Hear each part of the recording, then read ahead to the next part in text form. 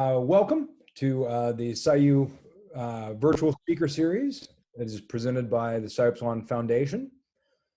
Thank you for joining us. My name is Jonathan Chaffin. I am Gamma Tau 2000, and I am the Director of Member Engagement for the Upsilon Foundation. We're gathered to learn about distance learning and higher education, past, present, and future after the COVID-19 pandemic. From our brother, Dr. Kenneth Ball, who is an ADA 82 from Lehigh. Ken is the Dean of the George Mason University of Volgenau School of Engineering. I hope I said that properly. The speaker series and the virtual speaker series aims to connect our brothers. The in-person series is a series of regional meetups in major population centers, talking about topics of interest in different industries. Since we've gone virtual, we have lined up our brothers to speak to anyone who cares to join. And I would be remiss not thanking our sponsors and donors to the foundation that support all of the programming, operating, and outreach for things like this. So we appreciate it. Brief housekeeping note about Zoom, as we're all getting more familiar with Zoom. If you'd like to ask questions, you can put them in the question answer box. I will be asking questions as proxy for everyone who types them. Expect a moderated conversational tone. Your question might not be immediately answered, but we will try and get to all of them.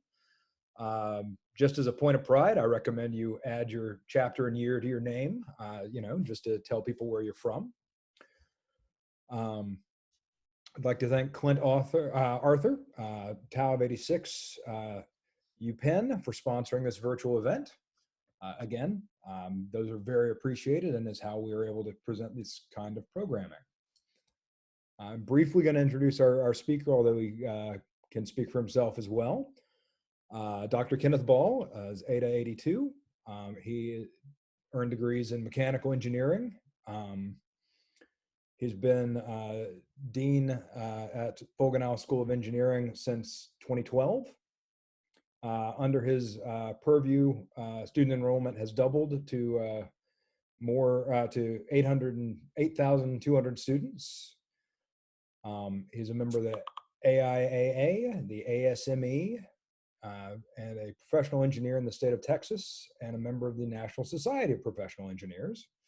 I'm sure he's got numerous other letters and certifications and qualifications to have attained where he is. Total research awards at VSE have increased by a factor of 22 to $460 million for fiscal year 20. Prior to VSU, he was professor and department head at Virginia Tech and professor at the University of Texas at Austin. And with that, I'm going to go ahead and turn it over to Ken. All right, thank you, Jonathan. And thank you everyone for signing in today. And it's great that everyone can be here. And I want to especially give a warm welcome to all my ADA brothers who have, a good number of them have signed on and have sent me some nice messages. So hello to everyone. And I hope you find the presentation interesting. It's been an interesting time.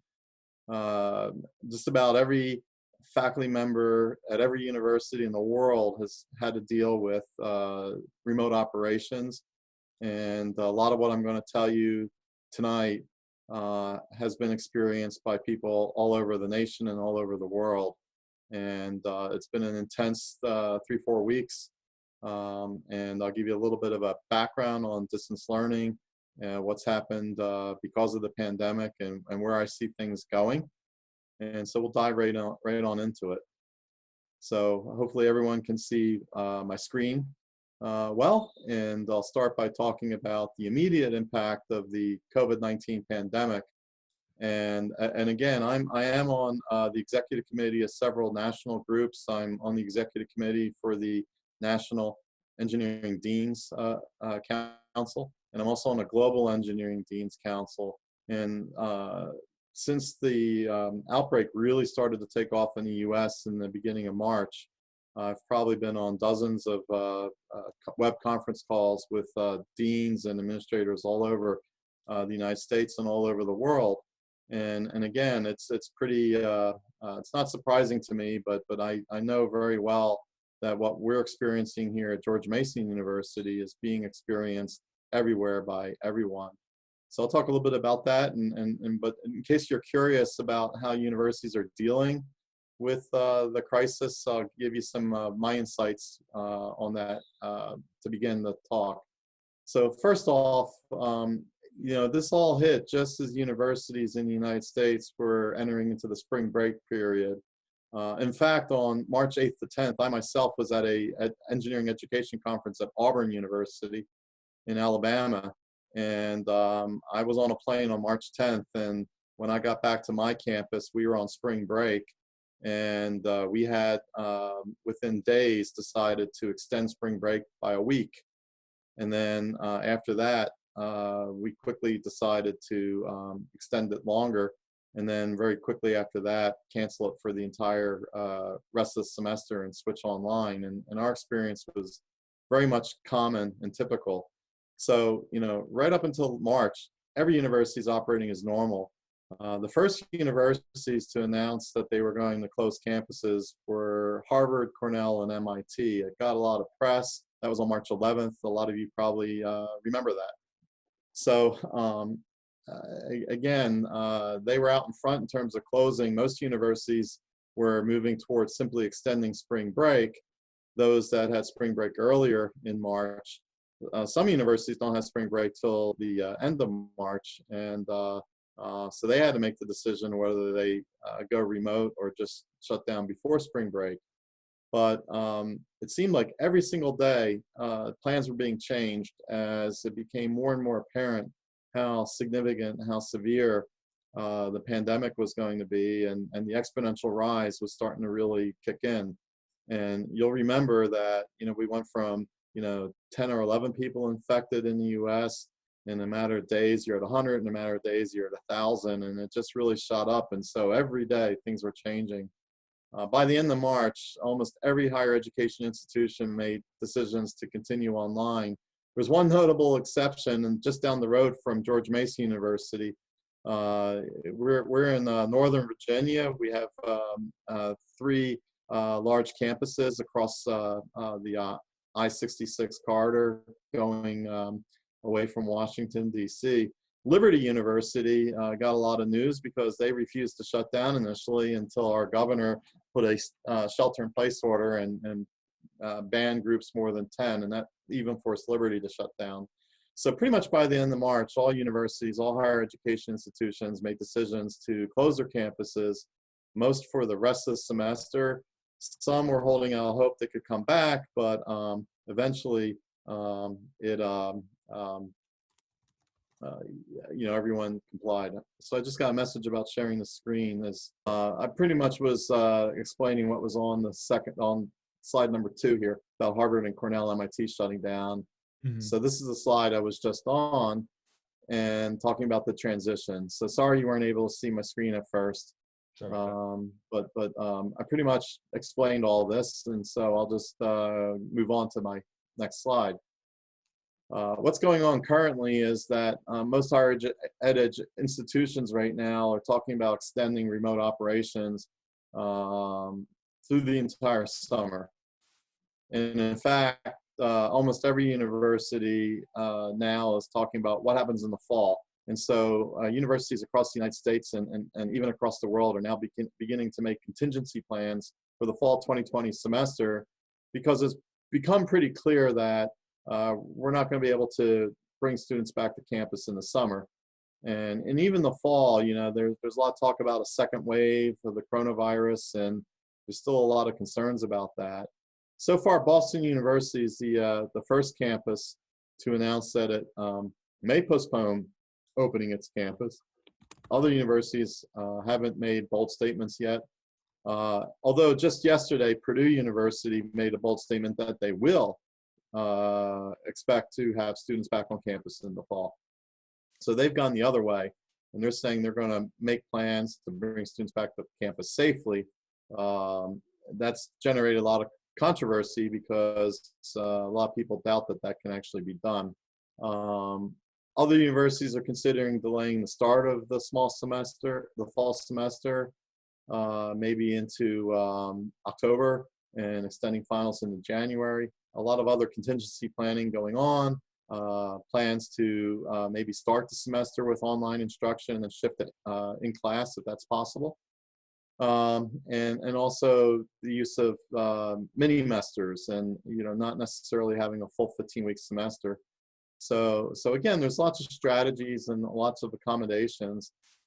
Even those universities that are planning on coming back to campus physically are making plans to ensure greater social distancing.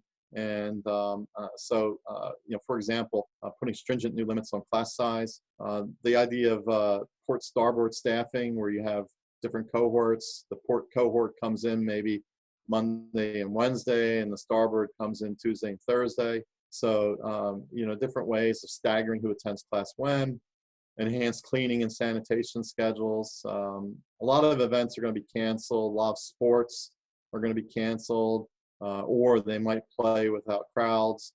A lot of talk about how do you limit the numbers of people at events. Also, alternative dining options and arrangements. Obviously, you don't want dining halls that are normally packed with students, shoulder to shoulder. And also alternative residential arrangements. We're talking about having only one student per dormitory room instead of the normal 2 or 3. And so, that's going to have a big impact on how many students can actually live in campus residences. So there's a lot of considerations on how do we continue operating in the fall. And of course, a lot of uncertainty about what's really going to happen.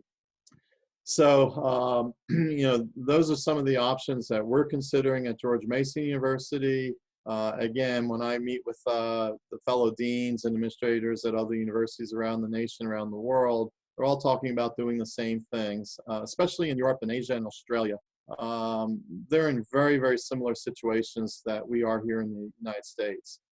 The only areas that aren't are the areas where you have much more prevalent poverty. So many universities in Central and South America and in Africa have been forced to shut down completely because there's absolutely no infrastructure. In particular, there's no internet access for anyone off campus. And a lot of students are very impoverished and have no access to computers, in some places not even electricity. So those countries are just going to have really significant challenges to keep educating our students.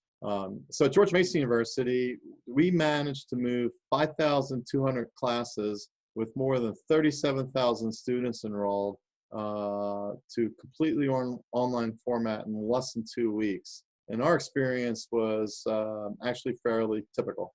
And many faculty, fortunately, had previous teaching experience teaching online courses, but many, many more did not. And so all of a sudden, faculty who have never taught online before are being asked to move their courses online. So this was happening at every university in the United States. And so what we did, a lot of universities did, we offered crash courses to train faculty on how to use the distance technology that most of us have, but few use. And then also we had our IT services division had to quickly give every faculty and staff member an account on WebEx. We already had an enterprise license with WebEx. We just had to get accounts for everybody. Previously, you had to request one.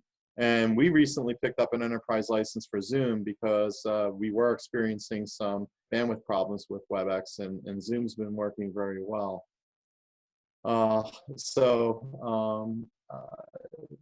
We at Mason are already using a course management system. We're using Blackboard. If you're of my generation, when you were an undergraduate student, we didn't have these things. But if you were a student and graduated, if you're a current student or you graduated anytime in the late 80s or 90s, chances are you used a course management system.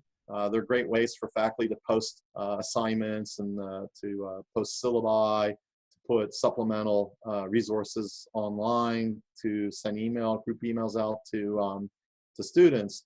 So if you're familiar with the course management system, most faculty are already using that, just not in the online format, but just to supplement what they do in the classroom. So at least all of our faculty had experience with Blackboard, and our students as well. And Blackboard has another program called Blackboard Collaborate, which also helps to provide educational content and allows for both synchronous and asynchronous delivery of content. If you're not familiar with the terminology, synchronous basically means in real time, like we're doing right now. Asynchronous means you can look at that anytime you want. And so we're making a recording of this session, and so that will become asynchronous. That will be posted somewhere where people can have access to it later if they choose to do so. Blackboard also allows easy creation of course modules for mobile platforms, such as phones, your iPhone, your Android phone, or tablets, for example, if you have an iPad or some other tablet. And you can tailor your content to be optimal for viewing on those platforms. And students can form study groups and work on group projects. Teaching assistants can hold online tutorial sessions and recitations. So these course management systems are very, very handy. Again, they're not designed for exclusively online teaching, but they can be used for that purpose and can really augment online teaching. We had so there are numerous accounts of, I want to shift now and tell you a little bit about the brief history of distance learning. It's actually been around a long time, and you might not be aware of that. So there are some sources I posted on the screen where if you're interested, you could find these sources and look at the history. There's even a Wikipedia entry for distance education. I guess that's not a big surprise. And you can see what's gone on and how we got to where we are today. So just a brief history here. Actually, correspondence courses were the very first form of distance learning. And that goes all the way back to 1728 when a fellow named Caleb Phillips ran an ad in the Boston Gazette to teach shorthand anywhere in the United States by exchanging letters. And he would send lessons and you could send things back and forth by delivery. The University of London was the first university to offer distance learning, and they offered full degree programs starting in 1858 through what they called an external program. The University of Chicago in the United States was the first U.S. university to offer correspondence courses. That same year, the University of Wisconsin began offering correspondence courses, and that's when they actually coined the phrase distance education. So that's been around for over 100 years. In 1906, the University of Wisconsin started sending their lessons out on phonograph records, which is a fairly new technology. Then more recently, in the last century, as technology advanced, universities were quick to implement those. Penn State in 1922 was the first college to start offering courses locally over the radio. And the University of Iowa followed suit in 1926. 1926 was also the year that the National Home Study Council formed. It's still in existence today. Today it goes by the name the Distance Education Accrediting Commission. In 1953, the University of Houston was the first university to offer courses using television, another relatively new technology. 1960, the University of Illinois created the first intranet. So you might not have realized, but the internet started, which was a precursor for the internet, started in 1960. And they connected a whole bunch of computer terminals together to access their mainframe computers. In 1976, the first entirely virtual campus was formed in Fountain Valley, California, Coastline Community College. And by 1983, the year after I graduated, we finally had the modern internet being deployed. At the end of the 80s, in '89, the University of Phoenix started operations as a private for-profit university. It still exists today. It's 100% online. 1991 is when we first saw the World Wide Web, and that fundamentally changed the way online delivery can occur. And very, very quickly, we saw an explosion of online courses in universities. Blackboard Course Management was the first course management company, and it launched in 1997. Today, it's the largest. It has over 100 or nearly 100 million users. And so today, the number of universities offering online courses has just grown exponentially. 2010, U.S. News and World Report began ranking universities offering online programs. In 2011 and 12, we had big companies spin off of universities to offer these MOOCs, these massively online open courses. That didn't really catch on too well. The idea was that if you put all this free content out there, then students won't need to bother to go to universities, and universities will all shut down and everything's for free. Problem is, companies don't trust students to have done a good job learning on their own, and the traditional universities still play a major role, even when they're offering online content. The most recent data I could find in 2017, there were over 6.65 million college students who took at least one online course for credit, which is over 33% of all students that are enrolled in universities in the United States. So quickly, if we could take just a brief sec for a question. Sure, go ahead. We've got a practical question from Gary Pan. For engineering students, do you have any advice for how they can practically conduct lab work in a virtual environment when they do not have direct access to lab equipment? How have you all been solved? Okay, so I will ask Gary to hold on to that question because I have a slide or a couple slides that will answer those questions. And when I get to them, if he still has some questions, then ask again. But I think I'll answer those in a few slides. So great question. I anticipated that. I am an engineer, so of course that's a big challenge, and I'll get to that in a few slides. Okay, great. Any other questions right now, or? One from Peter. I'm sorry, I'm going to Peone, Delta 88. Do you think this new trend of distance learning will put downward pressure on college education? Seems like coursework could be easily leveraged across colleges. I also have a slide on that. All right. All right, that's toward the end. And the quick answer is, I think it's a useful supplement, but I don't think it's ever going to replace the way we traditionally teach traditional age students. I think it can make a big impact for older learners, but not for the 18 to 22-year-old set. And I know we'll talk about that later in my talk. Another great question. A lot of people are really talking about that, and they're worried. Gee, what if everyone likes this new format? What will happen then? But I don't think that will happen, and I'll talk more about that later. Okay. Thanks. All right, so I'll go back to the screen I'm on. This is slide number 14. Just to let you know, some of you may have used these. Blackboard, Canvas, and Moodle are the big three. About 80% of all US students use one of these three, but there are others. There's Google Classroom, Sakai, Brightspace, D2L.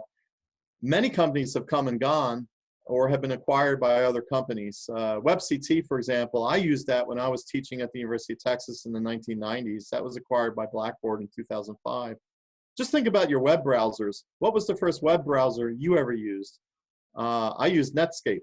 And who even knows about Netscape today? So, these things come and go. The big ones survive, and Blackboard has acquired a lot of these earlier ones, and that's why they're no longer in existence. There's also collaboration and web conferencing, which has a different purpose than a course management system. Some of the collaboration and web conferencing software I've listed above: Microsoft Teams, Slack. Slack's a particularly popular program that, especially for engineering students, it allows group work and collaboration work on projects. I already mentioned Blackboard Collaborate. That's part of the Blackboard suite. Piazza. And those are collaboration software. They're really designed to help teams and groups work together, and they have special features for that. For web conferencing, I'm showing those in a kind of a rose color. and they're listed at the bottom of the screen. Of course, we're using Zoom right now, which is a big one. WebEx, Skype, Skype for Business, Ring Central, Blue Jeans, GoToMeeting, that's an older one, Facebook Live, Adobe Connect. You can even use your mobile phones and FaceTime. That's one way you can have a smaller web conference. So a lot of tools out there. There's also specialized webinar software. If your intent is to have one person or a few people broadcast to tens of thousands, then the specialized web software is going to offer a better platform.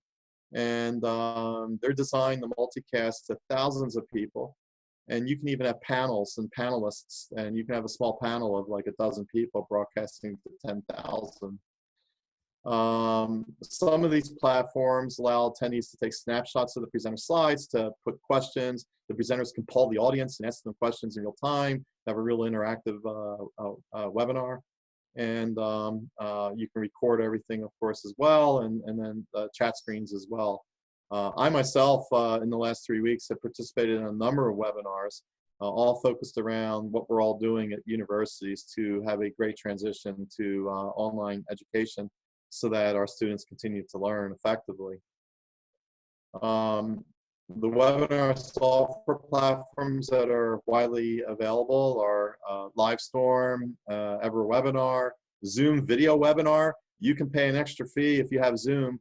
You can upgrade and get the capability to do broadcasting. Zoom Webinar will let you broadcast to as many as 10,000 people.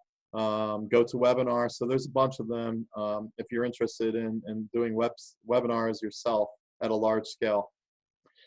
So I want to talk a little bit now about some of the factors that contributed to a successful transition to online learning across the US. By and by, the transition's been very successful. Classes have resumed in an online format. We were all forced to do that. Students are continuing to learn. They'll complete their courses. They'll learn the material they need so that that subsequent course where the course they're taking now is a prerequisite, they'll do fine. If they're getting ready to graduate, they're going to learn the outcomes they need to be successful in their careers. I think that's the amazing thing.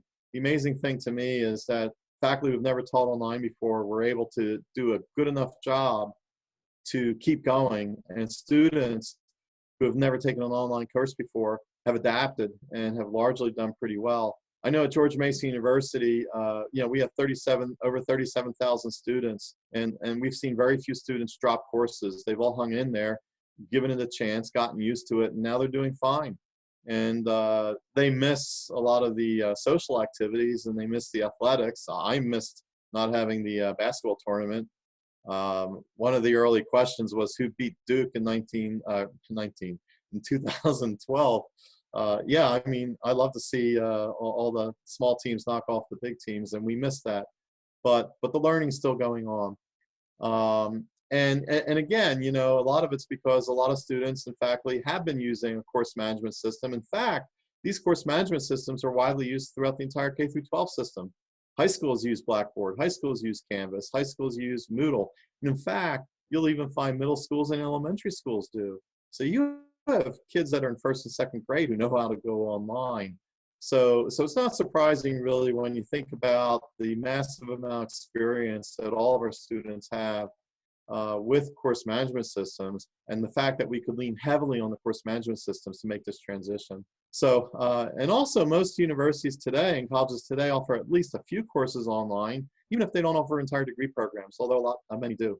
And, but many institutions have very major large-scale distance learning operations. So I'll put some of the bigger ones up on the screen here.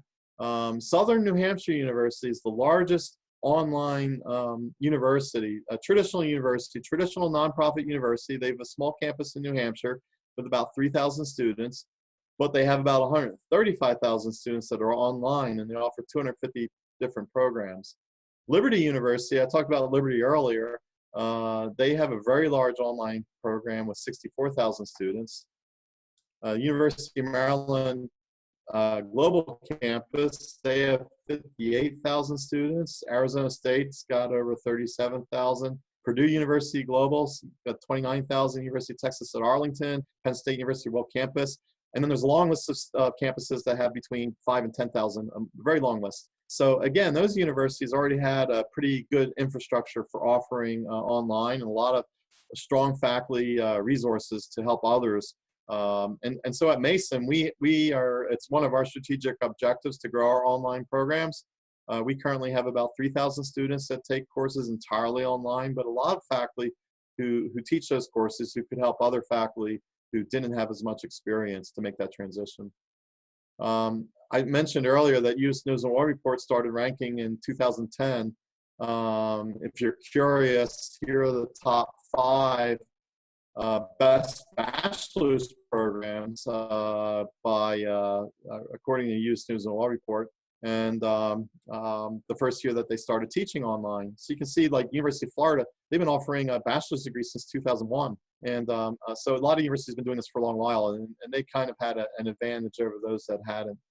Graduate programs, they're ranked by discipline, and there's too many of them, too many disciplines, so I didn't show you those. So I'm going to shift now to tell you a little bit about how do you go about developing an online course and a degree program. And I'm going to go back before the COVID crisis and tell you how you would normally do it. And then I'll shift a little bit to what's going on in the future and answer some of those questions that were previously posed. So there are 3 distinct approaches that most universities use to develop online courses and programs. The first is just to do it in-house. You've got a lot of faculty who know how to teach and are familiar with a lot of the tools, and just let them put their own courses online themselves.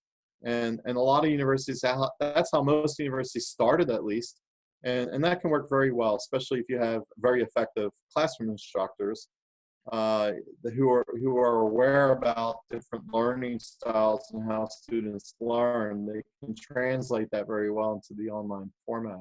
Another way to do it is there are third-party companies that have sprung up. A lot of these companies were formed by faculty who used to do this and then just jumped ship and started their own companies and are entrepreneurs. And so you can completely outsource it. You can pay a company and say, hey, develop a program for us, and then we're going to offer it under our brand. And they'll even get the instructors and their own faculty. They'll have your brand, and they'll say that they're professors at your university. Students taking those courses won't necessarily even realize that the university didn't have anything to do with developing it other than paying a third-party company to do that for them. Then you can work with an online program manager in partnership. They'll do all the backbone work for you. They'll do the marketing, they'll do the student recruiting, the handshaking, the advising, and your faculty will actually teach the courses. And so that's another model. It's kind of a hybrid model. So there are some really big companies. You'll recognize some of these. Wiley Education Services, that's the same John Wiley that's been publishing textbooks that a lot of you probably used when you were students or current students are using. They've been around since the 1800s. Pearson's another big book publisher that shifted to online. And then there's some new ones, 2U, Academic Partnerships and Key Path Education, for example. So that's how you used to do it before you had an emergency. Now all of a sudden, bam, you've got to shift to online in a week or two because of the COVID pandemic. What do you do then? Well, again, that's what we've just gone through over the last few weeks. So many faculty in the US and worldwide were forced to transition in a short period of time. Initially, the goal is just get online, put whatever you can online. Adopting best practices and having a very, very well polished, effective course was not the goal. People who've never taught before aren't going to be able to do that. And in fact, what a lot of faculty did was what you would consider to be poor practice. And that's what happened. It's poor practice, but it keeps things going. And so what are those poor practices? Well, the easiest thing you can do is to simply just put stuff up on Blackboard like you've been doing already and just tell your students, well, I'm just going to put all my lecture notes up on Blackboard, just read them. That's not a good thing to do, but some people undoubtedly did that around the nation. To use the learning management system, Blackboard or Moodle or Canvas or whatever you use as the only interface with students, that would be asynchronous. Maybe you followed up with email. Hopefully not too many people did that because that's really not a great thing to do.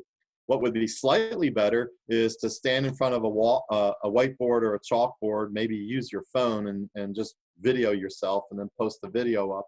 of yourself delivering a lecture to an empty room, maybe your home in your home office. Some faculty still go into their campuses if the campus hasn't been shut down, and they'll use their office and they'll use their phone and they'll videotape themselves and post it.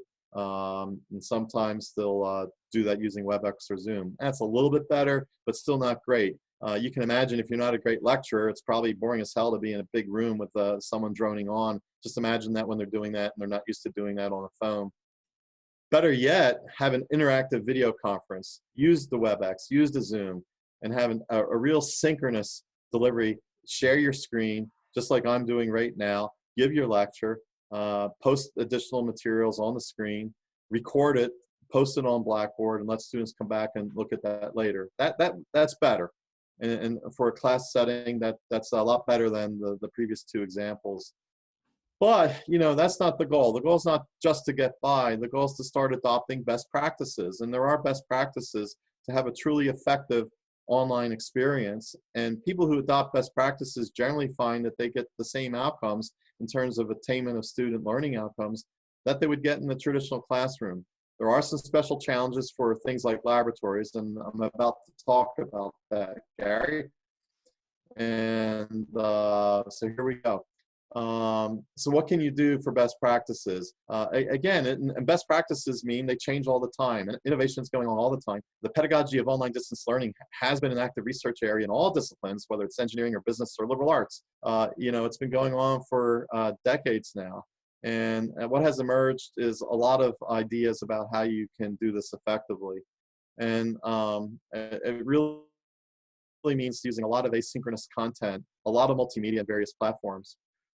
So what are some of these methods? Well, there's a lot of research on how to improve teaching and learning. And again, this involves thousands of educators, hundreds of professional societies, and many other organizations devoted specifically to learning and improving learning, and specifically to improving learning online.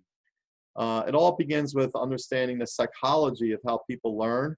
And we've known for a long time that there are different learning styles, but most students learn best when you adopt an active learning style where there's a lot of engagement with the students.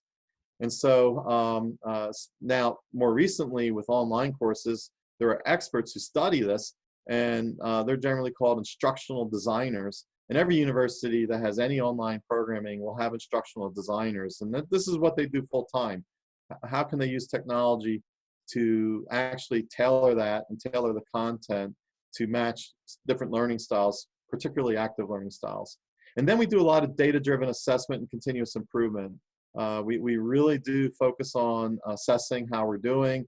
Every course should have a course learning outcomes, and you know what you want your students to learn, and you measure that, and you assess that, and if you're not doing a good enough job, you make improvements. This is actually required by most accrediting bodies. In engineering, that accrediting body is called ABET. I'm actually an ABET accreditor, and I know this very well, and it's very effective. Asynchronous, again, is very important. But the other thing is students learn in short batches. A 1-hour lecture is not really a great way to teach something. We do 1-hour lectures in university because you can't have students changing class every 10 minutes. But when you're online, you can deliver modules that are 10-minute chunks, and that's proven to be very, very effective. So these very short learning modules have been shown to be the best way to go. Some people call this micro-learning. And you can put out podcasts. Students can carry them around. They can watch them on their iPhones or their Androids or their tablets. You can pull all this on the web, YouTube videos, you know, things that are very graphic, very high level, you know, high production quality graphics. Virtual reality, that's one technique for the laboratory experience. You can do great jobs in virtual reality when students have a virtual reality headset, or even, you know, you can adapt your phone to do virtual reality. Then they can actually turn knobs and dials on the equipment and mount up specimens and conduct tests. So part of the answer to Gary's question is using virtual reality. That's a good way. You can also have people demonstrate through YouTube videos how you use equipment and how you do things. It's not quite as good as being able to turn the knobs and dials yourself, and not quite as good as mounting up a specimen and you know, under a microscope or in a universal testing machine, but it's better than just reading about it in a book. There are also programs that help you build content. For example, Microsoft Office and Adobe Creative Cloud have a lot of tools for putting online content. For example, Dreamweaver and Premiere. So that's very, very effective. And again, putting your content out there in short bits that can be used in a variety of different platforms is proven to be best practices. You want students to have easy and frequent access to their instructors, and this is where the web conference comes in. A lot of office hours. Do your office hours with Skype or Zoom or WebEx or any other platform. Even on the phone, you can FaceTime with students, although it's easier, and you can do small groups. You can have chat rooms, and again, chat rooms are most effective with small groups. Synchronous problem-solving sessions, where you, during in real time, you solve problems with students. That's sort of what we call a virtual flipped classroom. If you've heard the term flipped classroom, instead of a traditional lecture where I lecture on the theory and then send you home to do your homework, what I do is I give you the reading ahead of time, and in class, we work on your homework. And so that's proven to be a very effective teaching strategy. You can apply that in an online course. You can also send students home with lab kits, lab in a box.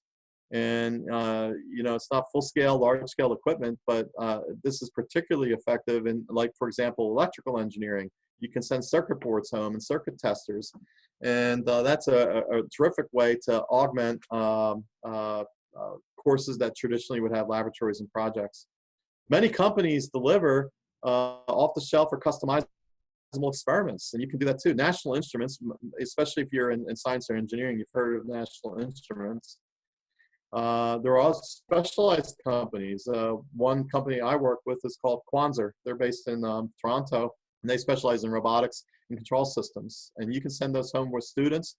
They're reasonably affordable. You can get a good lab, you know, home lab kit for $100 or $200. If any of our current students have bought a textbook lately, you know, a textbook will cost you $200 or $300. So these lab kits aren't any more expensive than a textbook these days.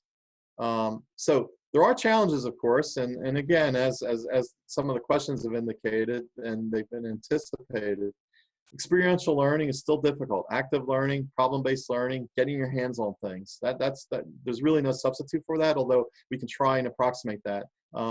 Providing effective teaching experiences, teaming experiences rather, and group projects.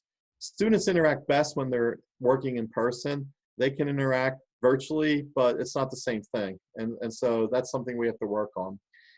For engineering and science courses, again, I talked a little bit about how you can replicate the experimental experience. And, but again, that's not perfect, and more work needs to be done, more research and improvements in virtual reality, for example, or making these lab test kits, you know, taking big equipment and finding different ways to scale that down. Another big challenge is academic integrity. Cheating is rampant, and it's rampant even in the best situations in the classroom, even with universities with very stringent honor codes where they'll boot you out for one offense. The cheating is rampant, and that's something that we need to continue to deal with. How do you deal with cheating online? Well, you can proctor exams virtually, and there are many third-party platforms that allow you to do that. For example, ProctorU, RP Now, HonorLock. Some universities require live in-person proctors. For example, Georgia Tech in their graduate master's program, you could use your employer as a proctor, or you can go to a local university if you're taking one of their courses in a different city. Many universities require exam proctoring during normal operations that are in person. Of course, with social distancing, you can't do that anymore. So we need better ways of doing that. Some people can use, there's something called a lockdown browser, and that prevents students from opening up any additional websites other than the site where their exams are posted. They're supposed to use that with a webcam so the instructor can watch the entire class and watch students' eyes and make sure there's no one in the room with them. But there's lots of ways to cheat around that, and these aren't fail-proof. And there are other issues such as privacy issues. Especially for students who didn't sign up for an online course, but they were forced into it.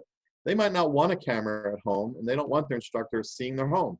And they're concerned about privacy rights, confidentiality, and sometimes they're in lower socioeconomic status, and they just might be embarrassed by you know, their home environment, or simply they might not even have they might not have internet at home. So there are a lot of issues with this that need more thought given the current circumstances.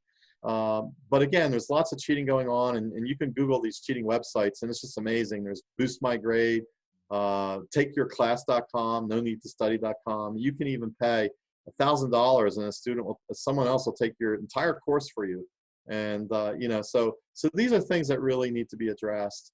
Technological solutions help for this issue, but there's been a lot of studies on cheating, and in some cases, especially in the traditional college-age student population, 18 to 22-year-olds, these cheating websites are just as popular as pornography websites. So that gives you an idea of just how popular they are and how rampant the problem is. Part of the problem is, you know, none of these tools are fail-safe, although some faculty think they are, or they just, you know, figure, well, I'm doing my part, it's up to the students. So again, more research and better solutions are needed for academic integrity if we continue online. Okay, so some other considerations. Many students find it difficult to remain motivated when taking an online course.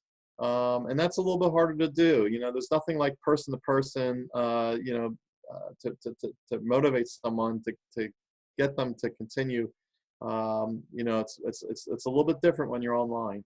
Also, things like leadership development. You know, even the fraternity experience that we've all enjoyed gives you leadership development. It's hard to do that online. Not quite the same thing. And so, you know, some of the ways we offer leadership experiences in academic programs are design project teams, student competitions, student organizations, study groups, peer mentoring. I list the social memberships in the Greek societies and community service projects, and even organized sports and extracurricular activities. These things, some of these you just can't replicate online. That's exactly why I don't think online will completely replace universities. Students complain that now we're hearing massive complaints about students about the fall. They're like, okay, for now, I understand why we had to go online now. But in the fall, if you're going to be online, I'm going to sit out and wait until I can come back to campus because I missed the campus experience. And yet you just can't replicate that entire campus experience. And there's a lot of learning and maturing and growing up that happens when you're 18 to when you graduate when you're 22. And at least in the traditional age group, I think that they're going to want to come back to campus. They might enjoy being able to take 1 or 2 courses online. If they fall behind, they drop a course, they need to catch up.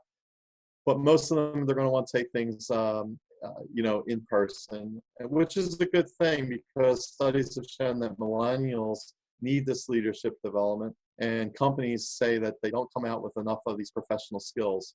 So again, I just mentioned the early feedback from students. They miss the entire college experience. They'd rather sit out the year.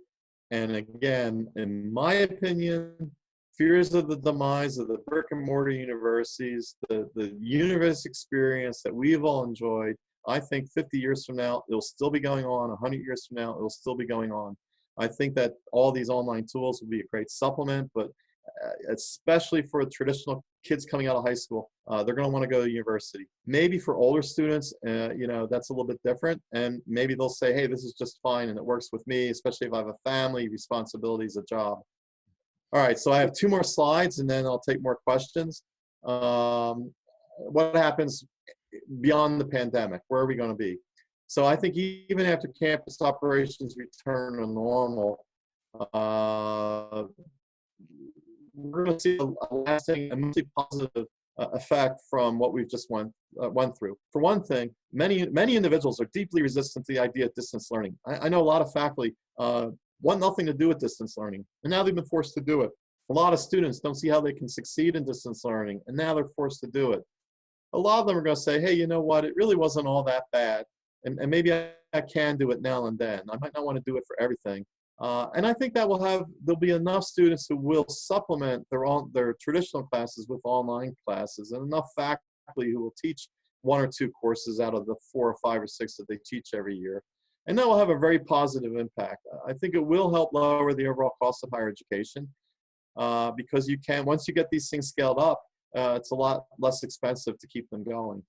It will improve retention rates. Like I said, you get into trouble in your traditional lecture course, you drop it, you take it online later, and you don't fall behind. Right now, the average student takes about 4.8 years to graduate with a bachelor's degree, largely because they drop classes, they fall behind, they can't take the courses in the summer, so they end up taking an extra year.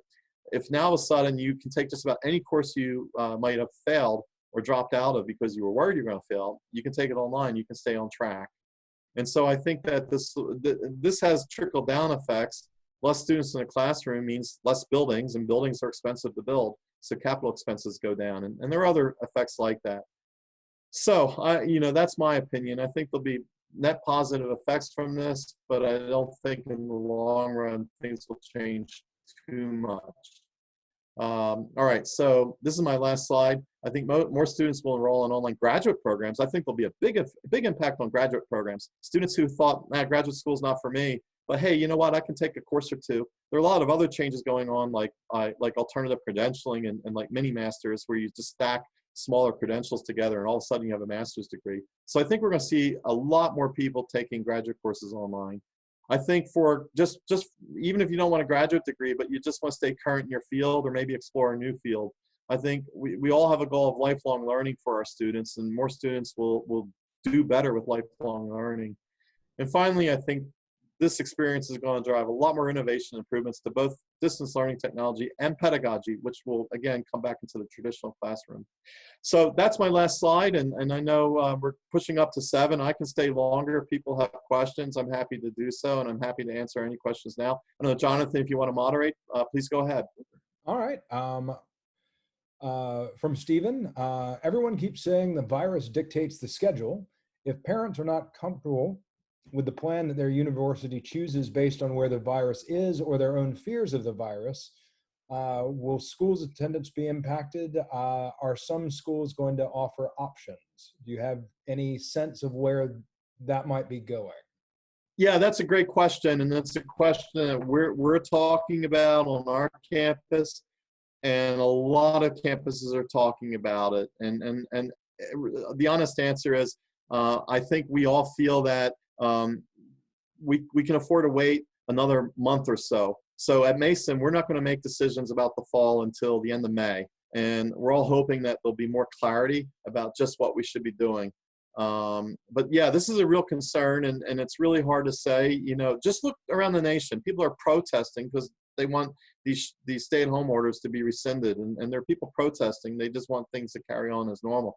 You're going to find people all over the spectrum. Some that say, I'm just going to go back no matter what, and others are saying there's no way I'm going to go back if there's any chance I can get infected.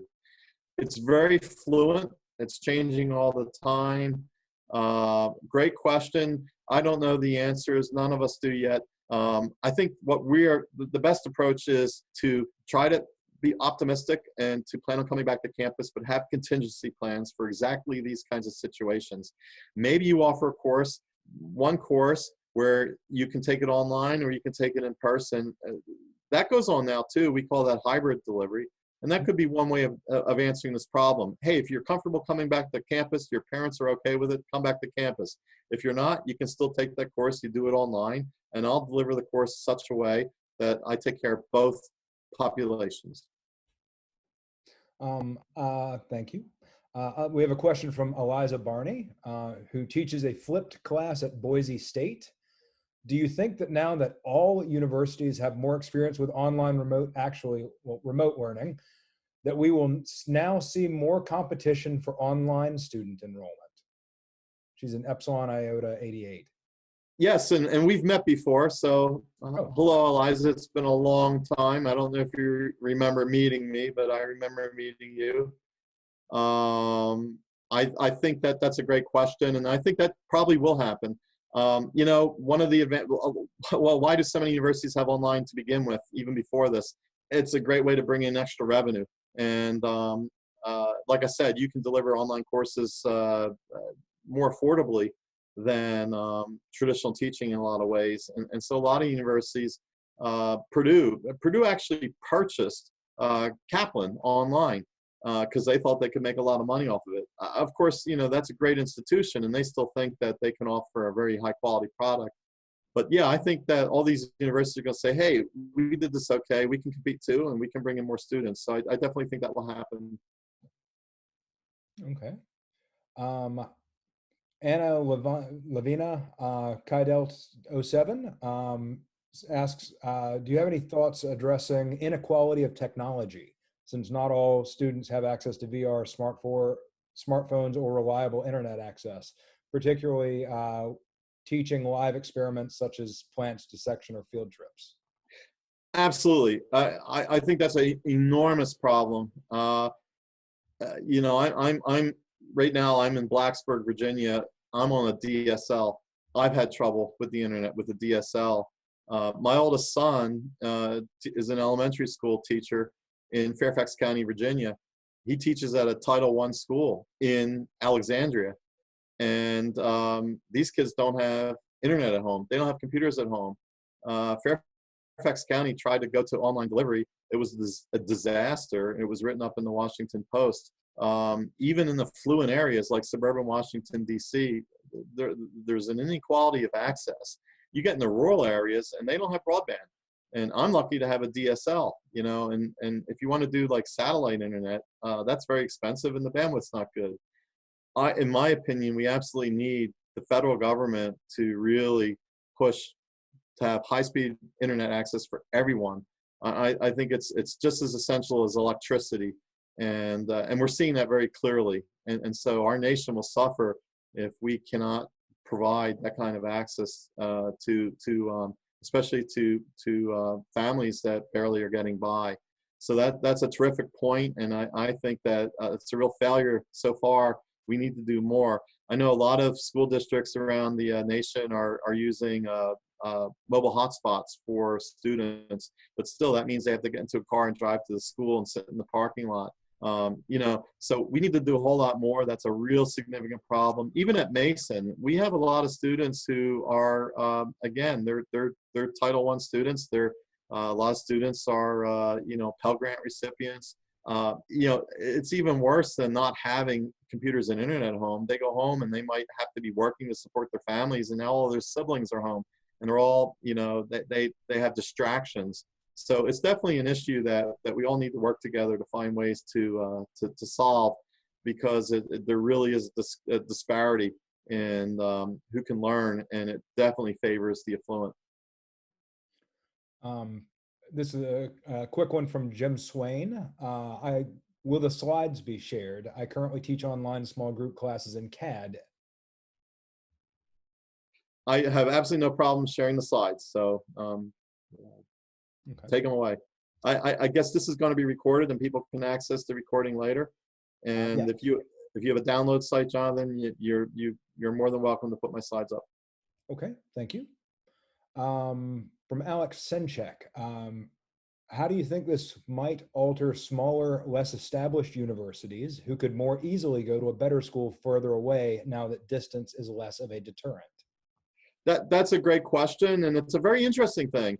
Studies have shown that most people today who currently take online courses, the majority, about 80%, choose a university that's local.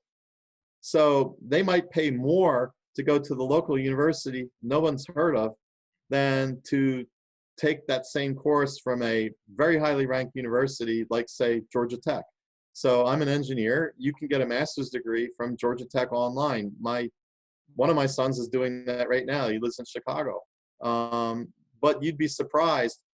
Some students will pay more to get that from the lesser known university because it's local.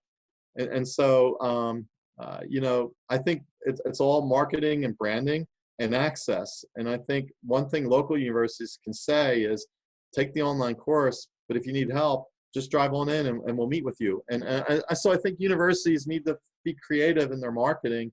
And if they do it well, they'll compete even against the higher ranked, better known programs, even if their price points are better at those better known programs. So there's something about that psychology of being close. A lot of times it's the university you grew up, you know, watching their sports, attending events on campus. So it's a little bit counterintuitive, but I think universities can compete as long as they offer a solid product. Great. Questions are just popping right up.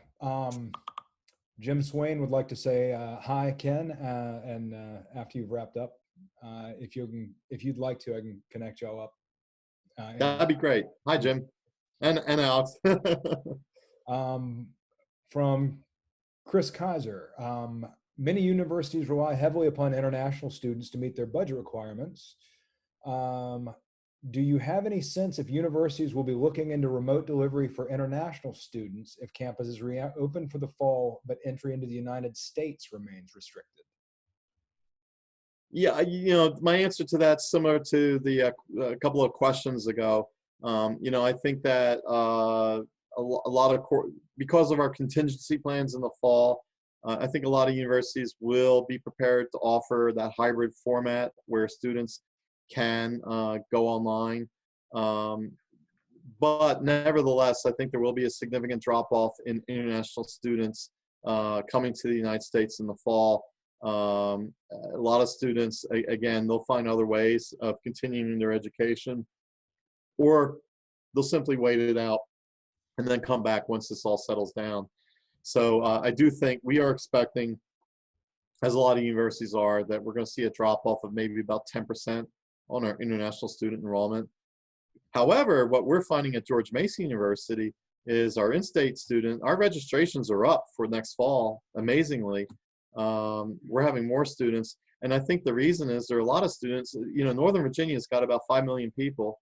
And a lot of those students maybe would go to Virginia Tech or UVA or out of state, but their families don't want them traveling. And so, hey, come to Mason, and if things open up, you're close by. If there's a second wave, you're home, and you're not going to get trapped somewhere else. So it's, again, that's a little counterintuitive, but we're actually seeing our in-state enrollment's going to be increasing, which for us will go a long ways toward offsetting the loss of revenue from the decline that we expect in international students. This one, only answer is, hold on. Comfortable as you are, but I've got a question, a request to talk from Alex Sinchek. He is our foundation president for PsiU. So I'm going to let Alex jump in for just a minute. If that's okay, Ken? Absolutely, please do. All right. Let's see. Thank you so much.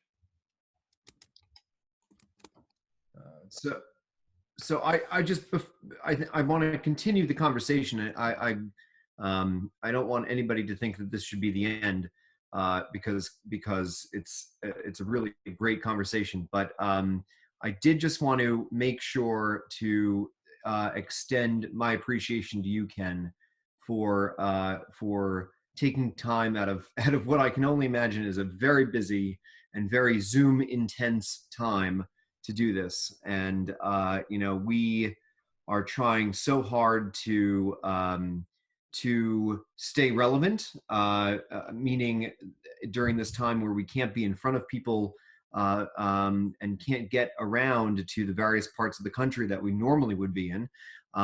It's so great to see how many of you have come out to our virtual speaker series, and we're building that out to include a lot more opportunities for us to get together. But Ken, your talk especially is so salient to what a lot of our chapter corporation presidents and leaders are discussing right now, and also to how we think about being a fraternity in the age of not being together. And I can only imagine that translates into a lot of questions and a lot of discussions at the chapter level, but also for us as a international organization. But what you're seeing with the type of organizing that we're doing around the speaker series and the number of people that are showing up shows that we're stronger together to be stealing from a hashtag that's going around. But the fact is that we've got a lot to offer, and I really hope that you'll look at the other dates Continue to come back. Share with Ken your thoughts, your ideas, your questions ongoing. But Ken, thank you so much for doing this. And we're really thankful for everybody who has stepped up to play a role in getting us through this as a community. And I think we're going to be coming out of this as a stronger fraternity, as a stronger brotherhood. And I really, I'm so excited for how well we are doing through all of this. So thank you to everybody who came tonight, and thank you to you, Ken. And I'll just let it roll on, but I really want to just extend my heartfelt thanks. Thanks, Alex. Let me say real quick, I know some people might have to start signing off. If anyone has questions we didn't get to, my email address, I completely forgot. I should have put it on my first slide. It's Ball, it's real easy, BALL @gmu.edu. So just Ball at George Mason University, gmu.edu.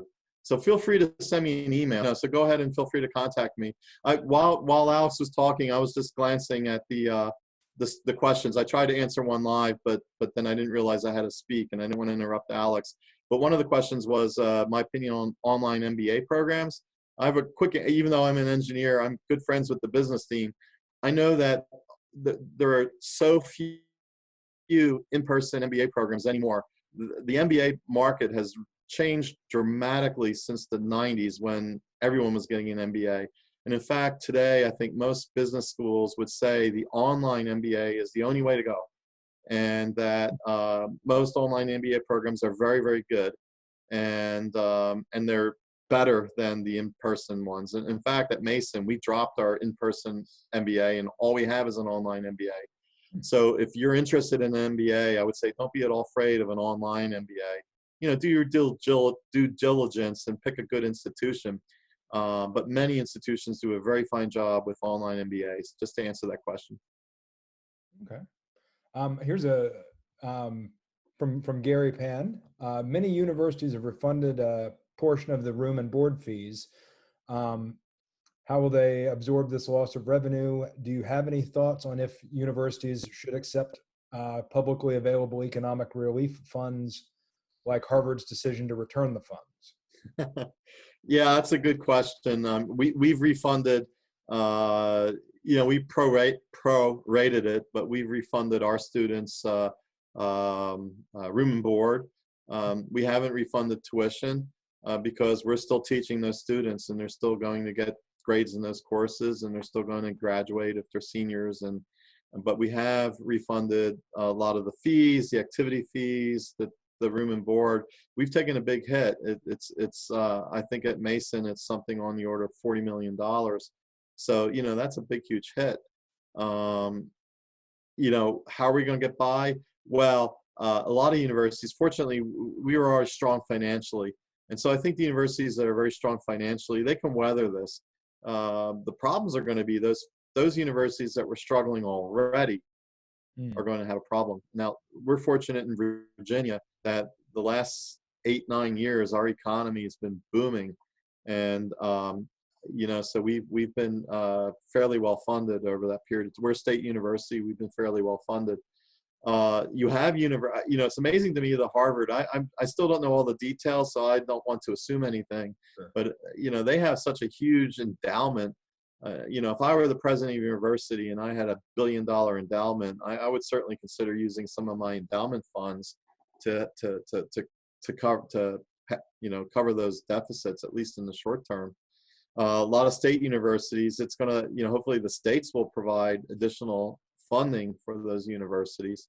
Right now, we're not quite sure what our economic, what the impact's going to be beyond the actual current costs that we've lost because of refunding everything. We do make money on our auxiliary enterprises. For example, we have a 10,000 seat stadium, and we get revenue from that. And they have concerts every single day. We're not getting any revenue from that. It's too soon to tell. We're going to be hurting next year. You're probably already hearing a lot of universities are furloughing. They're cutting salaries. They're, at Mason, fortunately, we haven't done any of that. Hopefully we won't have to. But it's really going to vary university by university. Yeah. If I can take a brief moment, I'd like to just run through some of the things that we've got coming up, because this is part of what I do for the foundation, and we just had some very big speakers sign on in the last couple of days. So our next speaker series event will be May 7th, same bat time, same PsiU channel. Our speaker will be Jim Mazzarella, who is Senior Vice President of the Global Innovation Fund, and he was very high up at the World Wildlife Federation before that. He'll be talking about international policy. And just today, we found out that the speaker the next week will be Harlan Coben, Gamma 84, who's a best-selling author. You've probably read some of his books. And then 2 weeks after that, we've got on May 28th, we have Jason Penter, who's a Xi, who owns Polis Books Publishing House and is also an author. We've added authors recognition site, sub-site to the PsiU.org that lists all the PsiU authors that we come across.